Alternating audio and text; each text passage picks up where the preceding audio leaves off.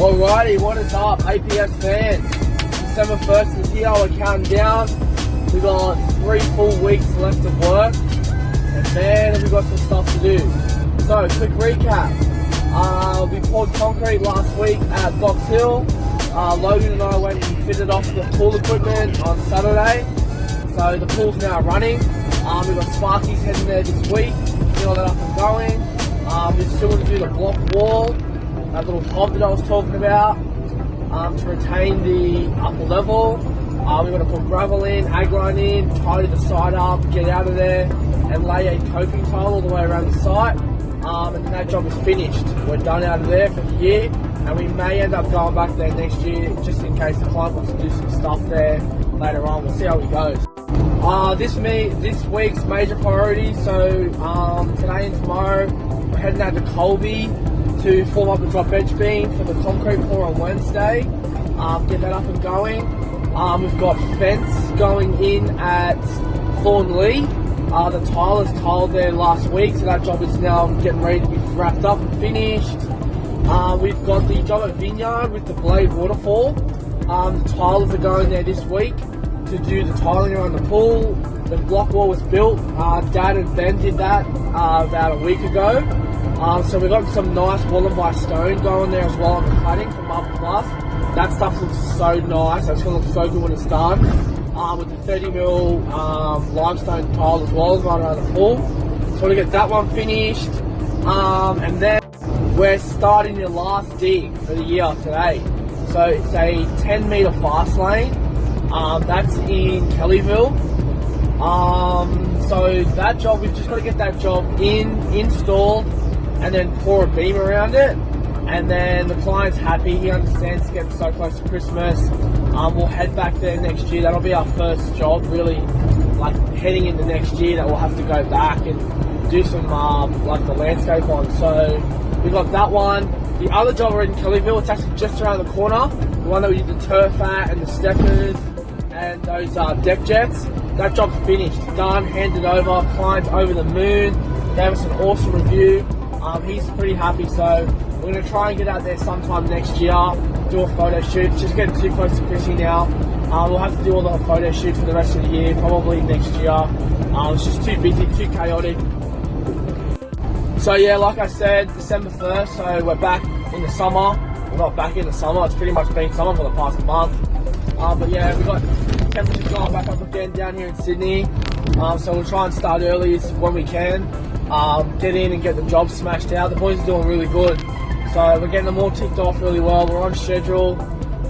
So yeah, keep watching. I'll do some more videos hopefully this week.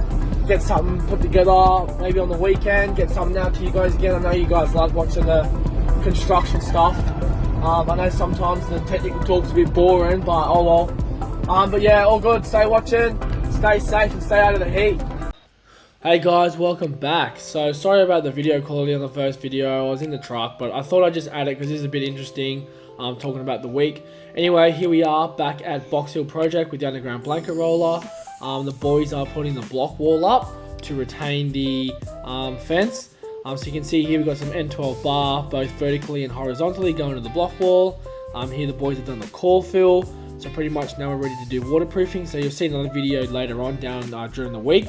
We've done the waterproofing, but yeah, so we'll take another look and then we'll, so this is Box Hill. Now we're dropping back into Colebee project. So you can see here Tuesday morning, we finished off all of the bracing, formwork, steel work and steel tying around the pool. So that's N12 bars, both interior and exterior. So you've got perimeter bar going around the pool, perimeter bar going around the outside of the beam. We've also got a bar that runs in the bottom of the drop edge beam. You might see another detailed video in here. You won't see it in these photos.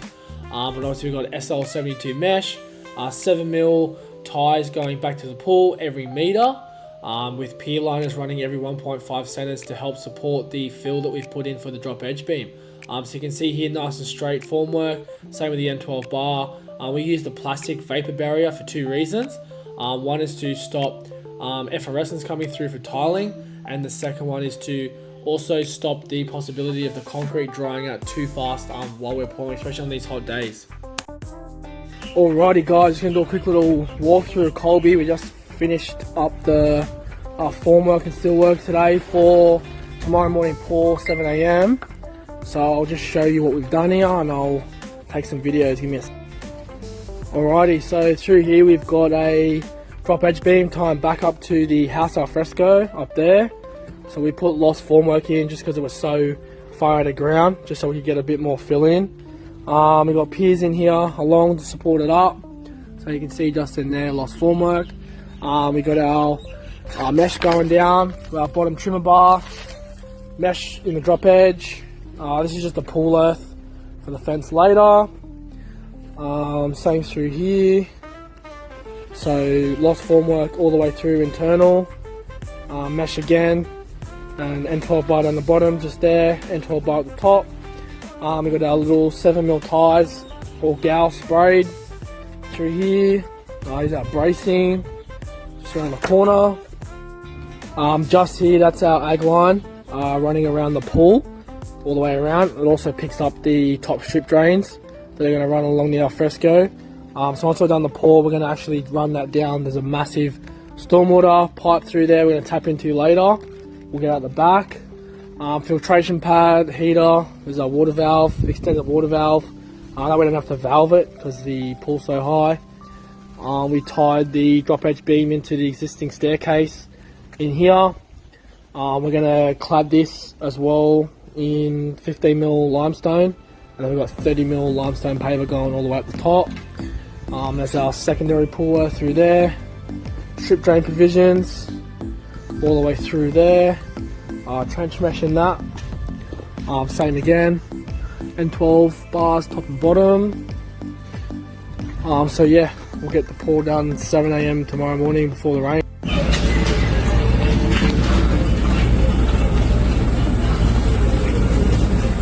Alright, so here we are Wednesday morning. I'll be quick on this one. There's just one photo. We were pretty busy. Pour went really smoothly. Concrete arrived like 10 past 7. We had it all in pretty much done by 8:30. Truck was gone by 9 o'clock. Now we're dropping into the next project out of Kellyville. So if you've been watching me on the Instagram stories, I've been talking about this job a fair bit. So DJ here's already pretty much 1 or 2 days in on this one. So Dad went out there as well to give him a hand just to dig the hole. So we've got a 10-meter fast lane, easy access in there, straight on a corner block, so we can back the truck right in up the side path to load the trucks. So we've got the 2 machines there too, because we're going to use them to lift the pool in. We'll put 1 excavator on each end, slowly walk it in there and pop it in the hole. So yeah, they're going really well over there. The excavation is now fully completed, so you will see that towards the end of the video as a Friday post. But yeah, you'll see a lot of the heaps of water irrigation in this backyard. It's insane how much there is. So we've actually got to reconnect everything back up again later. You can see here the boys have started the blanket roller, but yeah, the irrigation and the rain bird system on this place is insane. But we'll touch base a bit more on the major stuff anyway. So yeah, thanks guys. Water's up guys, mind the dirt, the dust and the sweat. I'm out on site today, so it's going to be a bit messy. Anyway, we're out here at our Thornley project, so what I'm going to do, I'm not going to get the time to get back here before Christmas to do a photo shoot or anything like that. So I thought we're almost at the finishing stages. So I'm going to do a quick little walkthrough, show you guys just a little bit of detail we've done here.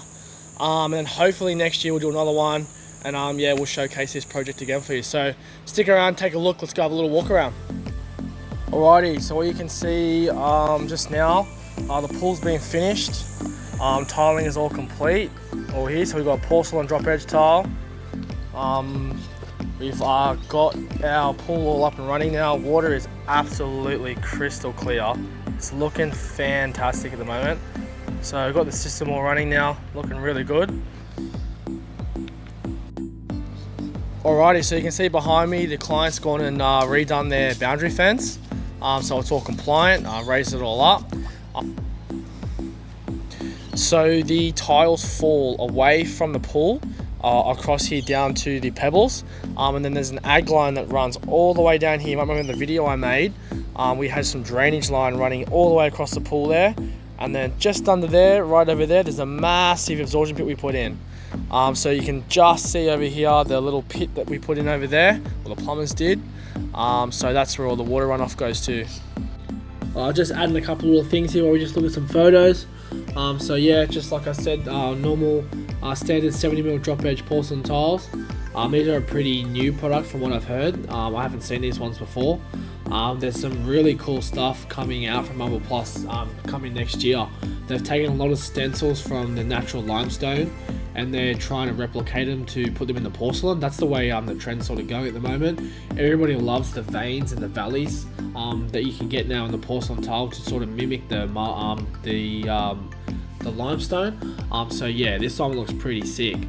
So you can see on this project here, we've pretty much managed everything from the excavation, installation, we've done the coping, the client decided to use their own fencer to do the boundary fencing. We are going to do the fencing for him around the swimming pool.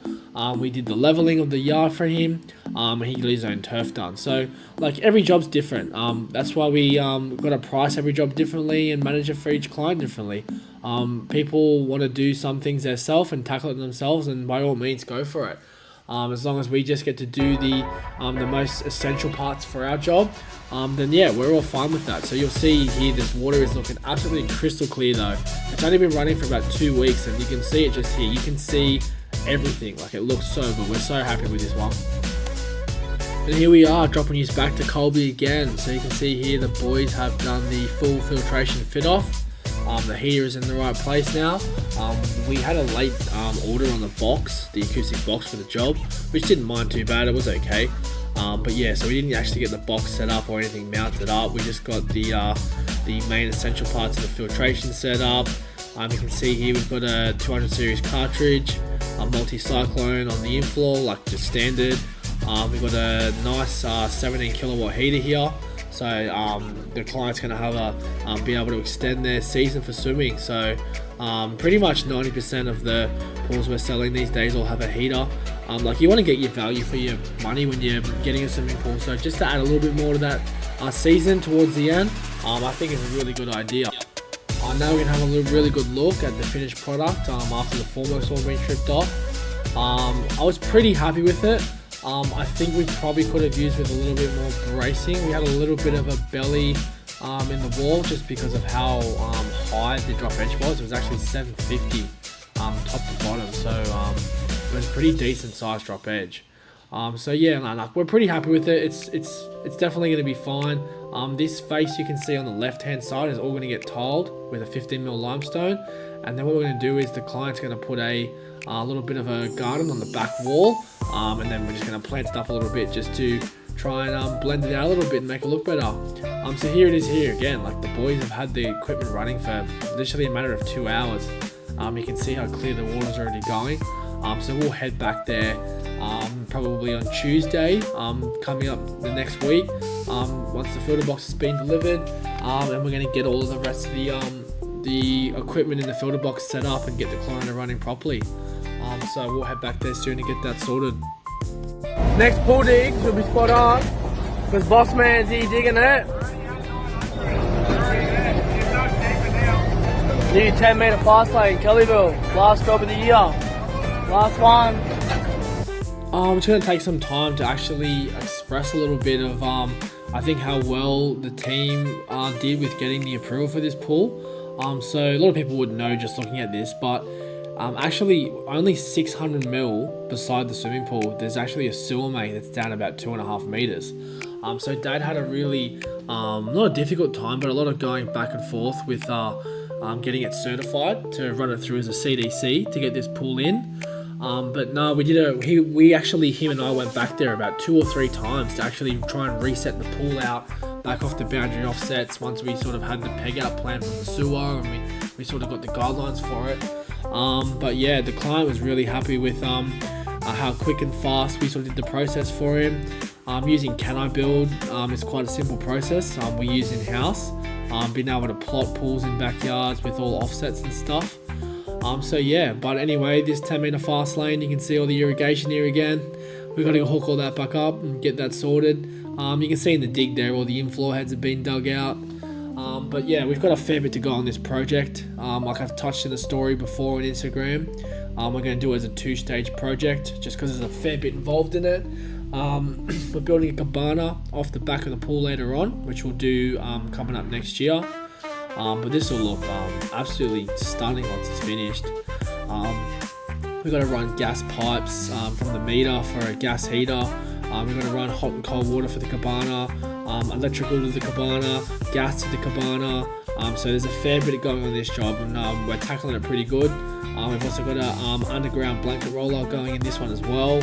So there's a fair bit on this, but that's what we strive for. The most simplest, low maintenance pools that we can get. Making sure we build everything now while you can. Do everything when everything's open. That's what we tell our clients. Like, you got the opportunity to do it now, so you might as well, let's talk about everything that we could think we could potentially want down the track, and let's do it now, because this is the right time to do it. And it's just a lot simpler to do it while all the machinery is here and all the trades are here, the electricals, the plumbers. So yeah, this will be a pretty fun one to take some more videos of for next year. I'm pretty keen to sort of do a follow-on for this to keep you guys in the loop. So yeah, sweet. Alrighty, so I told you we'd be back, and here we are. This is back at Box Hill project. Like I said, the waterproofing.